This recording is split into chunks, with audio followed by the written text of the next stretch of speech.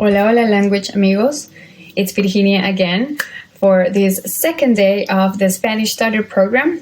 So today's lesson, it's going to be very, very exciting because it's one of the most important things we learn when we are starting with the language as beginners. And that's the verb be in Spanish. And many students always ask to clarify this because it's one of those particular subjects that represent a challenge, but no worries, because today I'm going to help you identify when to use, okay? How to use it. Okay, so as I said before, the verb to be in Spanish has two verbs. We have the verb ser and the verb estar, okay? So today we're going to see when are we going to use each, but from now, I just want you to remember that it's only one verb in English, be, okay? So don't get confused. It's really simple, actually, all right? So we're going to start with some of the uses and some examples for you to identify when to use them. And in the end, I'm going to give you a special activity for you to think about and write down in the comments below so I can see what you think of it, okay? So, muy bien, vamos a comenzar. Let's start.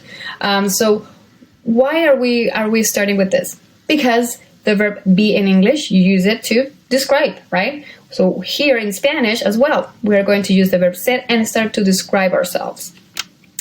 And let's start with the how do you spell it? Okay, we have the verb ser and the verb estar. They both mean be, as you can see here. Both are be. But in Spanish, there are very specific differences between these two. And the main difference is going to be related to the use, all right? So when we talk about the verb ser, we usually use it for permanent features of a person when we describe, okay? Or a situation or things. So you can say something like, I am intelligent, right? I am intelligent. That means it's part of me, right? It's something that describes me. So in Spanish, that would be yo soy inteligente, okay? It's not estar, it's the verb ser, right? Then I can also use it for nationalities. Yo soy venezolana. I am Venezuelan. It's something that it's very unlikely to change. Yes, you can change citizenships, nationalities. It's where you were born, so it's very unlikely that would change. Okay, so these are the uses of the verb ser, things that are permanent. All right. Also, if I say yo soy alta, I am tall, right? It's part of a feature that describes me. Now, the verb estar. It's also the verb be in English, but in Spanish, it's going to be used for temporary states of things or people. So I can use it again with yo. I can say, yo estoy molesto. I am angry. Or yo estoy molesta if it's a woman, right? That's an emotion, something that is happening right now in this moment. It's not like I'm usually like that, right?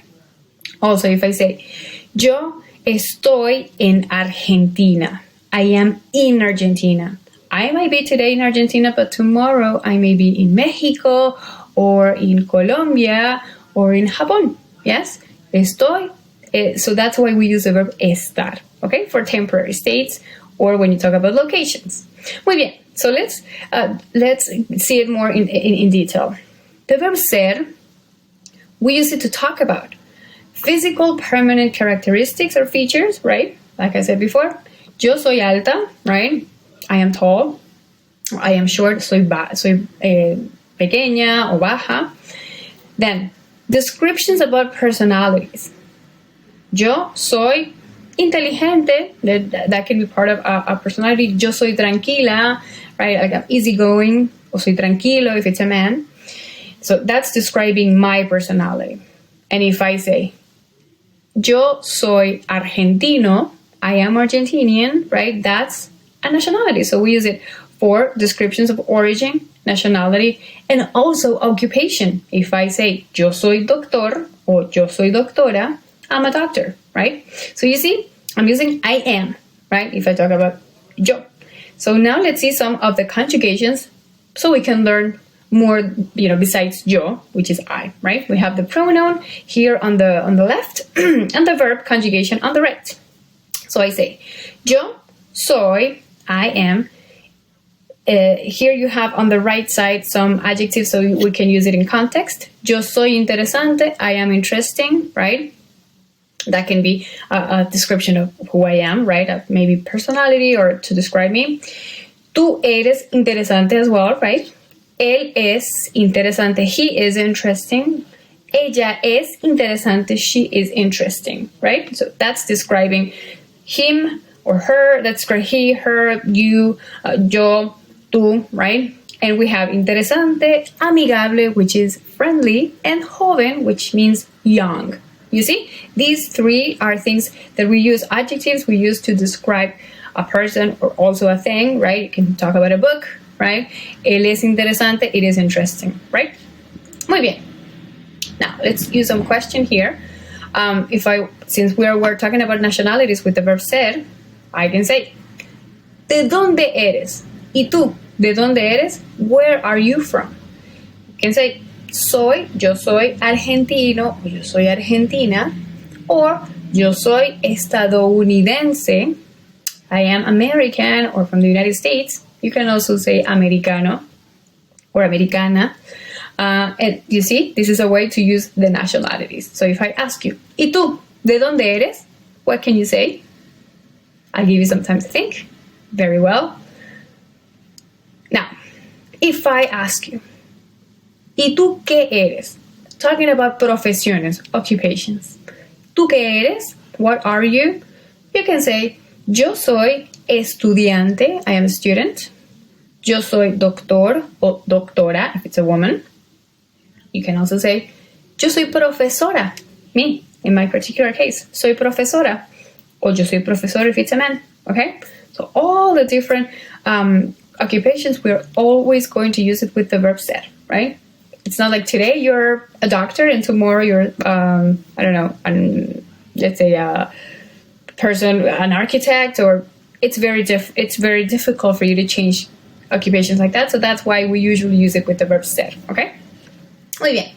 Now let's do some practicing. Practiquemos. Verbo ser, right? The conjugation with the pronoun yo. We're not going to complicate using other pronouns yet. Don't worry. ¿Cómo eres? How are you as your personality? We would answer yo soy, I am, amable, kind, trabajador, hard worker or hardworking, extrovertido, extrovert or outgoing, and tímido or tímida, shy, right? So if I ask you, ¿cómo eres? How can you answer that? Very well, muy bien. Yo soy trabajador, for example. Muy bien. Estar. Now let's go to the second verb, right? We already saw the verb ser. We know it's about permanent features or permanent things. Now, estar, which it's not the opposite, but it's different from the verb ser, right? We use it to talk about temporary states, right? If I say, estoy molesto, like I used before, I am angry, right? Estoy molesto.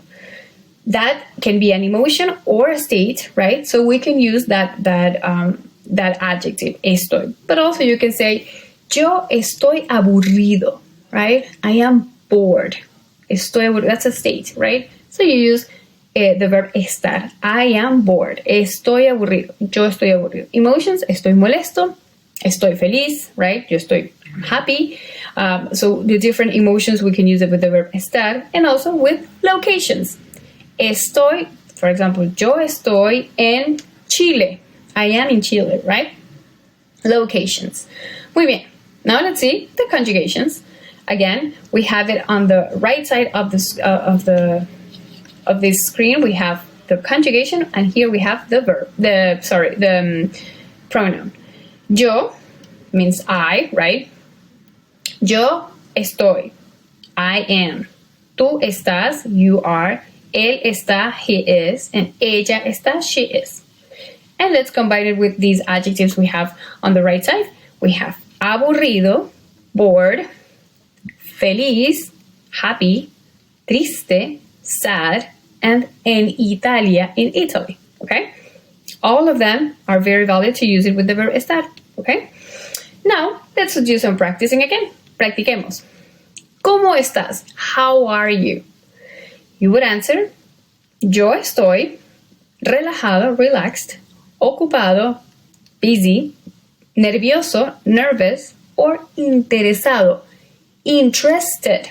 You see, it's different from interesante, which is interesting, that we use with the verb ser, right? If I say, he is interesting, él es interesante, with the verb ser. But if I say, él está interesado en libros, right? He is interested in books, right? That is something that it's right now happening, right? Or a specific moment in time. So it's not that it's part of somebody. You see? Muy bien. If I say, ¿dónde estás? Where are you? You would answer, yo estoy en mi casa, in my house, en el trabajo, at work, en la escuela, at school, or en Argentina, in Argentina, right? Muy bien. So now we have one final homework or activity. But before that, let's remember, the verb ser and the verb estar both mean be in English, right? So how are we going to use them in Spanish? The verb ser for the usual permanent things and the verb estar for temporary things, right? So now, I will leave you with five, where I am going to leave you with, I want you to guess a famous person, a celebrity, okay? I will give you 5 adjectives to describe this person, and I want you to comment down below, who do you think this person, just write the name. I'm sure you know who this is. Okay, so I will start. Él es argentino. He is Argentinian. Él es bajo, o bajito, pequeño. He's short. Él es futbolista. He's a football player. Él es feo. He's ugly. Y él es muy famoso. Very famous. Who's that? ¿Quién es? I want to see what you can say down below. Let's see if we have different answers from everybody. It was very exciting to get to practice with you the differences between the verb ser and the verb estar. I hope I can see you next time. And let's keep practicing Spanish. Sigamos practicando español. And if you want to know, if you want to have homework about this and practice more, there is a link in the description for you to do it. Be a good student, buen estudiante. Nos vemos. Chao, chao. See you next time.